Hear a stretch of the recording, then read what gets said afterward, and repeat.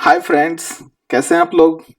चलिए शुरू करते हैं फटाफट से इस वीडियो को, जिसमें हम बात करने वाले हैं आज कि जो एयरपोर्ट्स अथॉरिटी ऑफ इंडिया में junior executive air traffic control की वैकेंसी में आपको 12 लाख रुपए का सीटीसी मिल रहा है, यानी कि कॉस्ट टू कंपनी 12 लाख रुपए है पर एनम।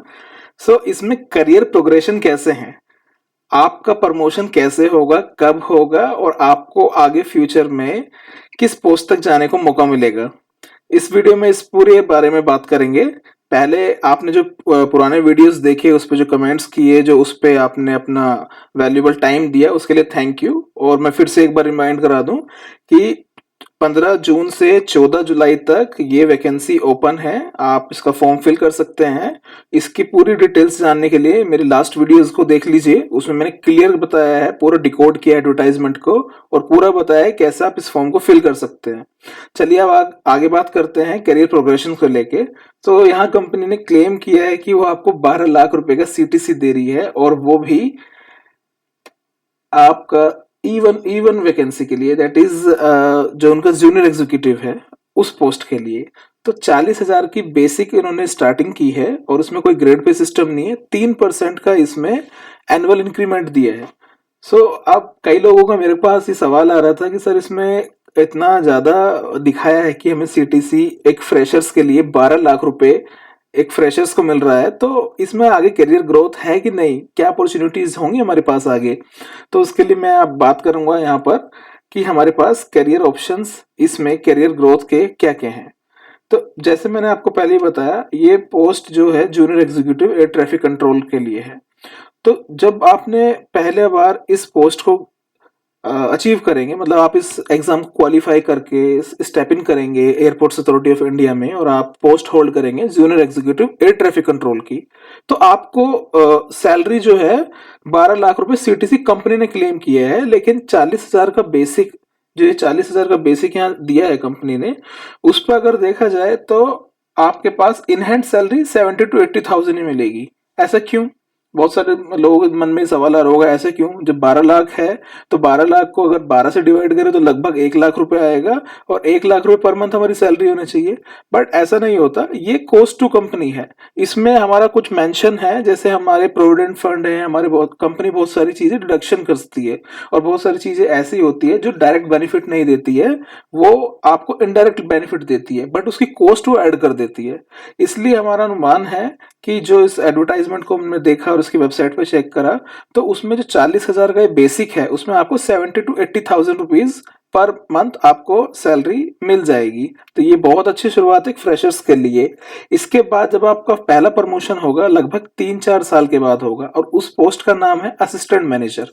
तो ये मुझे इसलिए याद आ रहा था क्योंकि हर किसी को ना अपना पहला लव और पहला प्रमोशन जरूर याद रहता है, और ये क्योंकि बहुत ही ऐसा मोमेंट होता है, इमोशनल मोमेंट होता है, क्योंकि आप जब टीनेजर होते हैं तब आपको फर्स्ट लव वाली फीलिंग होती है। लेकिन जब आप अपने करियर में आते हैं और आप जॉब शुरुआत करते हैं, तो जब पहली बार अपॉर्चुनिटी मिलती है प्रमोशन की, सो फीलिंग बहुत अलग है। तो ये असिस्टेंट मैनेजर की जो फीलिंग है, आपको वैसी वैसी कुछ कुछ लगेगी जब आप इस पोस्ट में आ जाएंगे। और यहाँ कंपनी ने बताया है कि वो आपका उस पीरियड में बेसिक 40,000 से सीधा बढ़ाकर 50,000 कर देगी, यानी कि आपका जो सीटीसी है कंपनी के अकॉर्डिंग हो जाएगा 15 से 16 लाख रुपए अप्रोक्सीमेट आपके पास आएगा। तो ये अच्छी अपॉर्चुनिटी रहेगी कि आपको, क्योंकि 3 से 4 साल के बीच में ये प्रमोशन आ जाएगा।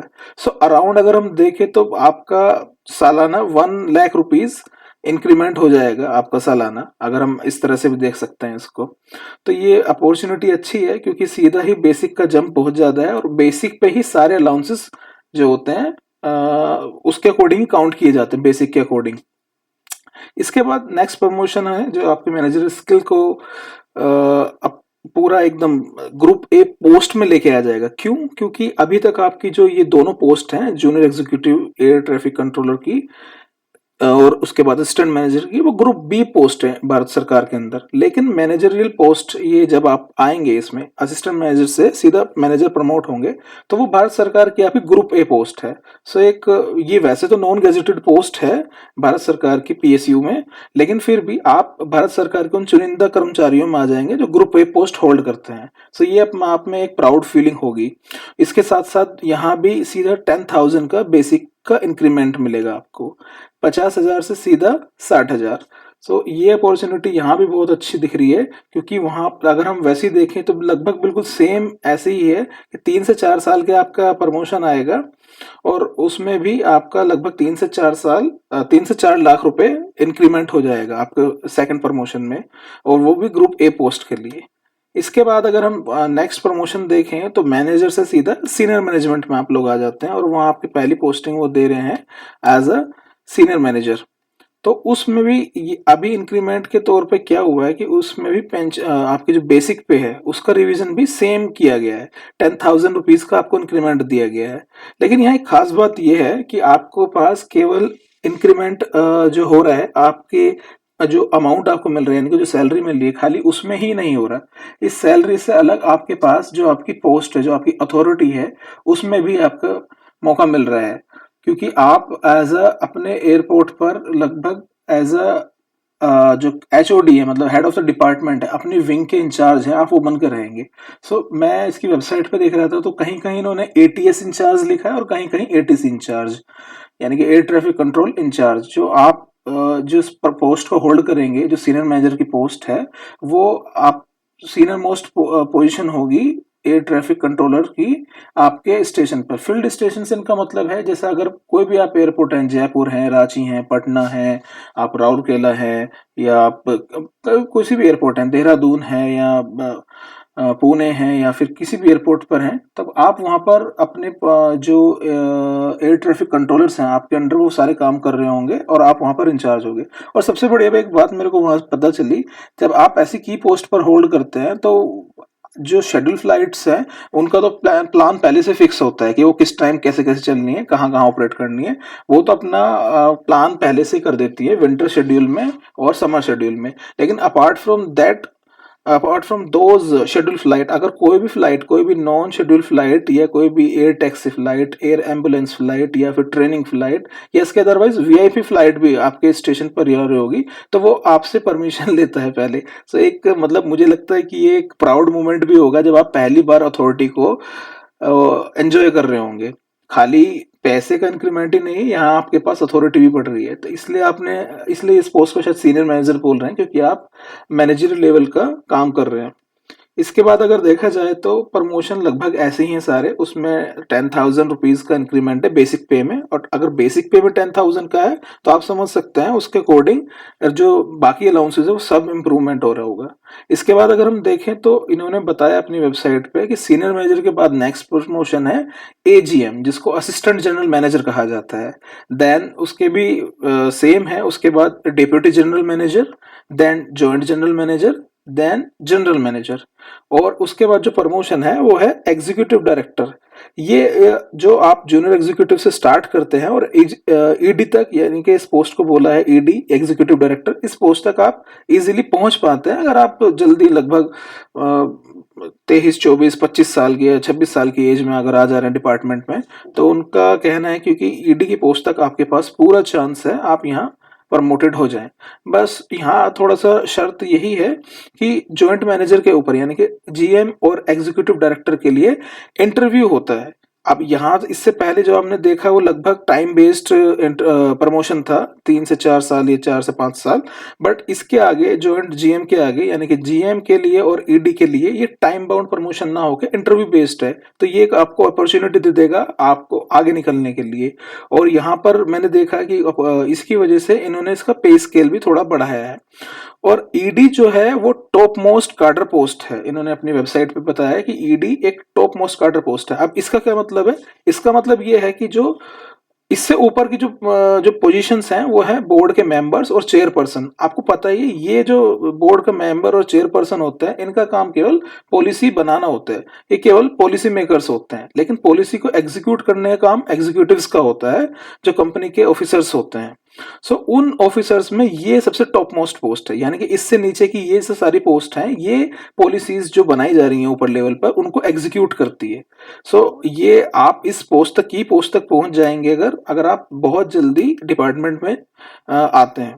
तो मेरा मानना यही है कि आप जितना जल्दी इसके लिए प्रिपेयर करें, तैयारी करें, फ्रेशर्स हैं आप तो आप डट कर मेहनत कीजिए इस एग्जाम के लिए, आपका जरूर होगा और आप भविष्य में अच्छी पोस्ट को अटेन कर पाएंगे। इसके बाद अगर हम देखें तो लगभग ये मैंने बता ही दिया कि जूनियर एग्जीक्यूटिव से assistant manager, then manager, senior manager, assistant general manager, DGM deputy general manager, joint GM, general manager, ED.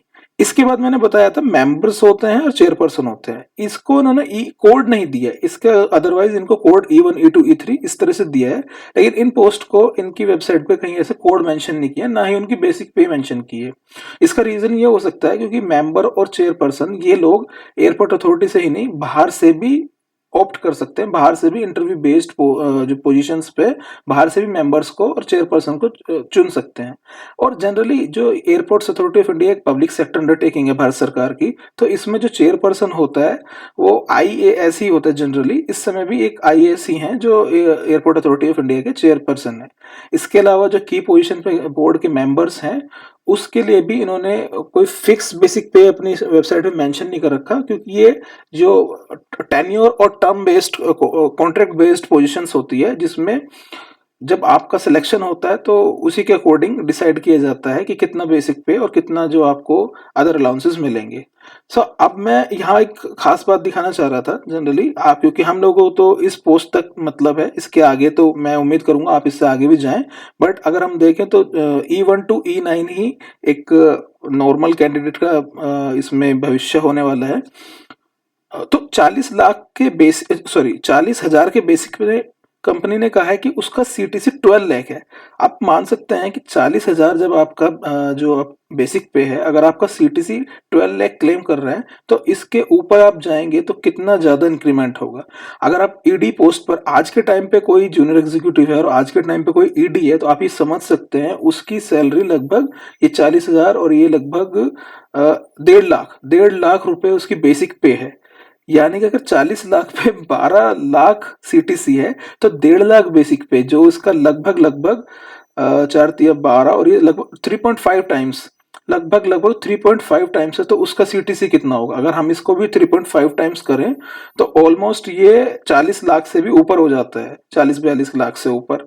लेकिन खास बात ये है कि 40-42 लाख ही नहीं होगा उसमें ये जो डीजीएम पोस्ट है E6 के बाद अलाउंसेस की जो रफ्तार है बढ़ने की वो ज्यादा होती है, यानी कि यहाँ जो अलाउंस मिल रहे होंगे उसके ऊपर अलाउंस E6 के बाद और ज्यादा अलाउंसेस मिलते हैं। यानी कि आप समझ सकते हैं यहाँ सीटीसी 50 और 55 क्रॉस कर रहा होगा।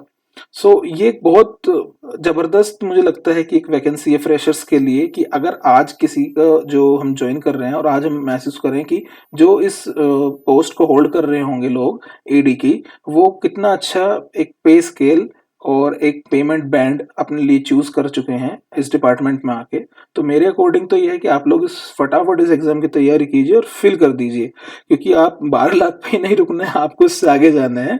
और आप यहाँ के बाद E7 के बाद प्रमोशंस के बाद आप जीएम और एग्जीक्यूटिव डायरेक्टर, यानी कि देखा आपने यहाँ सीधा 10,000 नहीं 20,000 का हाइक मिला है और बेसिक पे में, और यहाँ सीधा 30,000 रुपीज का हाइक मिला है बेसिक पे में।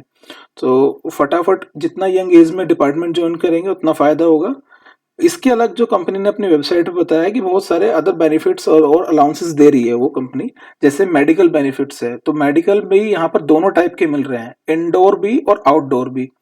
ऐसे बताया गया है कि इंडोर तो लगभग ज्यादातर कंपनियों में मिलता ही है, अगर आपकी तबीयत खराब है, आप हॉस्पिटलाइजेशन होता है आपका, तो खर्चा कंपनी उठाती है, और यहाँ भी ये ऐसे ही है।